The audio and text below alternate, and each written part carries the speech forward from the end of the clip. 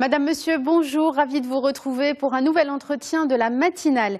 Le 2 juin, c'est la date à laquelle la session des examens pour l'année scolaire 2016-2017 va commencer, avec d'abord l'examen régional de la première année du baccalauréat, suivi des épreuves finales du bac. Pour assurer l'encadrement et l'organisation de cette session d'examen, le ministère de l'Éducation nationale a pris des mesures spécifiques.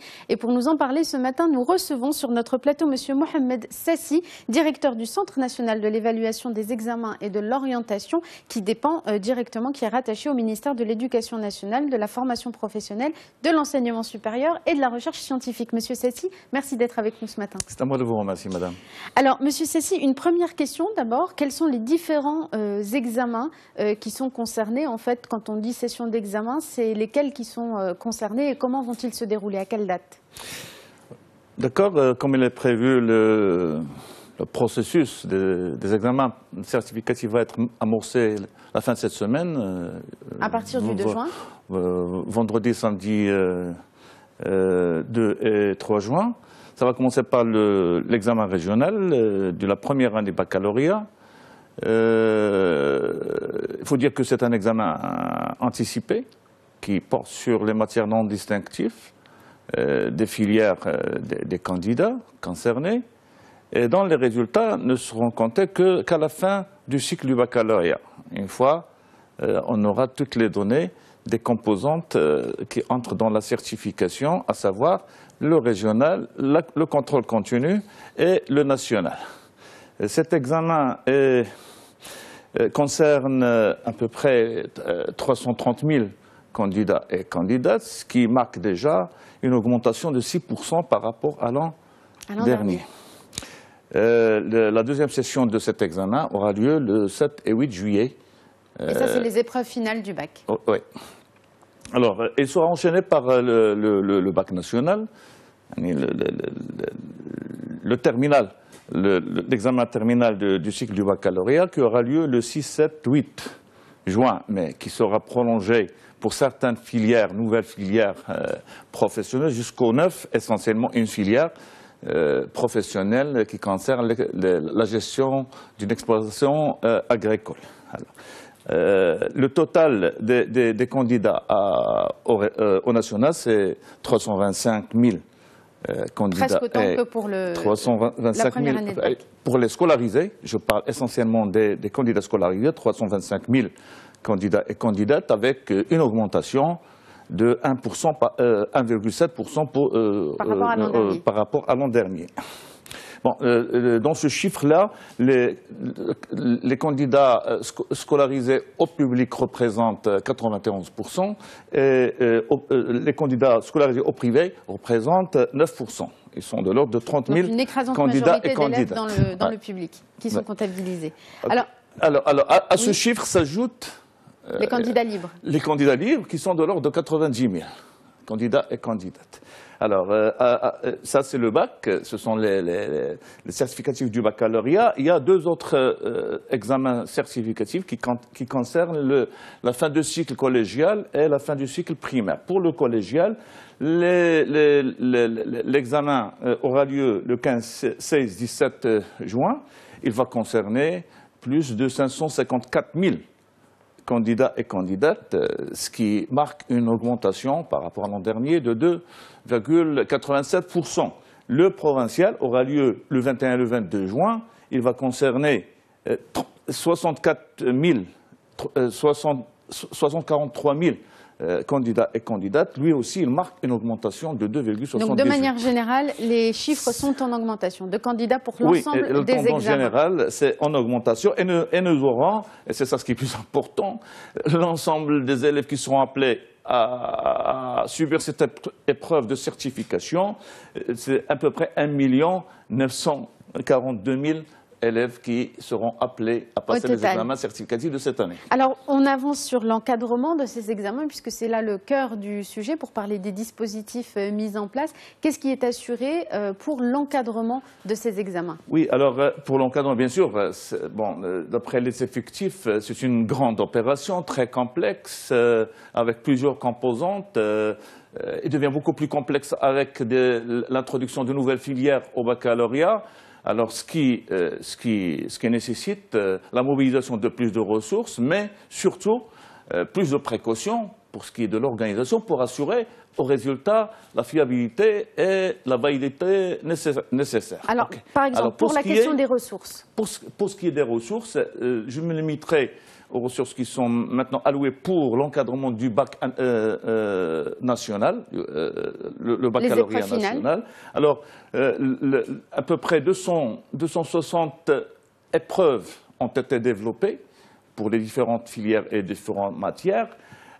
Les académies ont mobilisé jusqu'à maintenant 1431 centres qui vont abriter ces épreuves et qui va accueillir les candidats à cet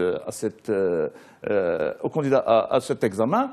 Et ils ont équipé à peu près 20 780 salles d'examen.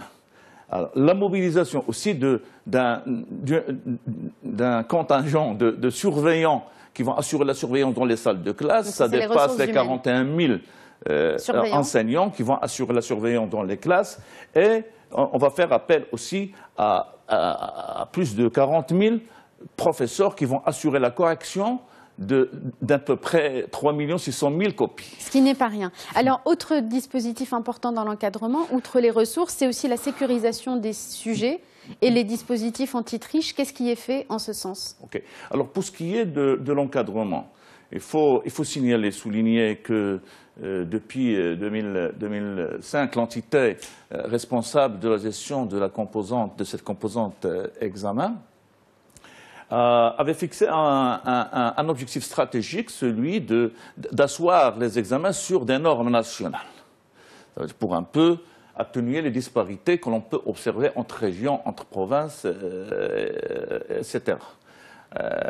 Bon, il y avait des dispositifs, mais c'était d'une généralité qui ne permettait pas d'aller jusqu'au détail. On parlait par exemple d'épreuves, mais on ne parle pas du comment on va développer l'épreuve. On parle de l'administration des épreuves, mais on ne parle pas de quelles conditions. On va parler de la correction, mais comment ça va se faire, cette correction, pour assurer une fiabilité au résultat. Alors il y avait un travail stratégique qui a été fait à ce niveau, et maintenant nous disposons d'un ensemble de normes qui régissent chaque étape du processus de l'examen. Pour le développement des sujets, nous disposons maintenant de cadres de référence, qu'on appelle un cadre de référence. Un cadre de référence, c'est une référence obligatoire pour ceux qui développent les épreuves et qui décrit sur quoi l'épreuve doit porter. Et ça, c'est une base contractuelle entre ceux qui développent l'épreuve et ceux qui vont subir l'épreuve et ceux qui vont préparer les élèves à passer ces épreuves. Aussi le cas pour la passation. On parle de la passation, mais nous avons développé des normes nationales qui fixent comment va se faire la passation et en détail. Par exemple, comment choisir un centre d'examen, comment choisir les salles d'examen, combien il y aura de candidats par salle, combien il y aura de surveillants par salle, plus beaucoup de détails pour assurer que tous les candidats vont passer l'examen dans les mêmes conditions. Ainsi le cas pour la correction. Maintenant, la correction ne se fait pas comme on le veut, elle doit se faire selon des modalités bien précises et qui sont obligatoires. Cette responsabilité est domiciliée maintenant dans des commissions et n'est pas fiée à un seul correcteur. Ce sont des commissions qui doivent passer par plusieurs exercices pour harmoniser leur vision, et pour se concerter et pour se mettre d'accord sur quoi ils doivent s'appuyer pour attribuer des notes. Okay? Alors ce sont des normes maintenant qui sont arrêtées dans des cahiers de procédure qui font l'objet d'une décision de Monsieur le ministre. Ça veut dire que ce sont des normes qui sont obligatoires pour tout intervenant dans le processus de l'examen. Et qui vont être surveillés pour une bonne garantie de toutes les conditions que vous venez d'évoquer. Parallèlement à ces normes, il y a une mécanique de contrôle et de suivi pour s'assurer que ces normes sont respectées lors de la passation des examens. Il nous reste à peine 30 secondes, Monsieur Sessi, juste pour parler des nouveautés de cette année. Est-ce qu'il y en a, et la plus importante, parce qu'il nous reste pas de temps? La nouveauté, premièrement, c'est le contexte. Maintenant, nous sommes dans un contexte de réforme, c'est la vision Je pensais que vous alliez parler du ramadan. C'est la vision stratégique qui nous demande de renforcer la fiabilité et la validité des examens. C'est ce que nous sommes en train de faire. Nous l'avons déjà amorcé, mais nous allons un peu accélérer la cadence. Il y a cette nouvelle donne très importante.